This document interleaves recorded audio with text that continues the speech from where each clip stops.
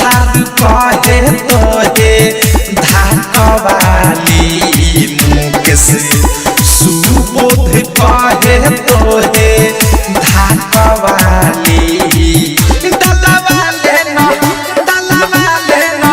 दलवाले रंग पियर की फराक वाली दलवाले रंग पियर की फराक वाली दलवाले रंग पियर की फराक वाली अरे हम कुछ करिले त मानता रे पूरा तू कहे फेंकता रे राखिया पूरा होली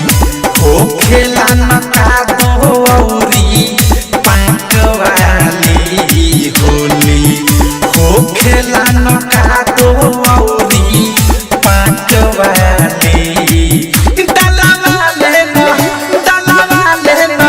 दलवाले रंग पियर की फराक वाली दलवाले रंग पियर की फराक वाली दलवाले रंग पियर की फराक वाली। आरसीएम म्यूजिक न्यू ऐप अभी डाउनलोड कीजिए हमारे गूगल प्ले स्टोर से और पाए भोजपुरी लोकगीतों का एक से बढ़कर एक ऑडियो वीडियो सॉन्ग बिल्कुल मुफ्त।